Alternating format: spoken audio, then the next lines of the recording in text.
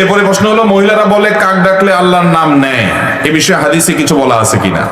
কাক কেন, যত সৃষ্টি আল্লাহ তাআলার আছে, আল্লাহ কোরআনে বলেছেন ইমিন শাইইন ইল্লা ইউসাব্বিহু বিহামদি ওয়া ইমিন শাইইন ইল্লা ইউসাব্বিহু বিহামদি। পৃথিবীতে এমন কিছু নাই, সৃষ্টি জগতে এমন কিছু নাই যে আল্লাহর তাসবিহ বর্ণনা করে না। ওয়ালাকিল্লা তাফকাহুনা তাসবিহাহুম, কিন্তু তোমরা তাদের তাসবিহ বুঝো না।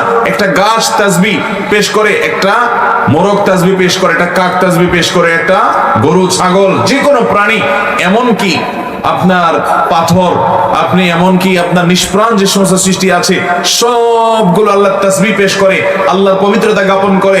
তার পবিত্র জ্ঞাপনের ভাষা কি এটা আমরা বুঝি না।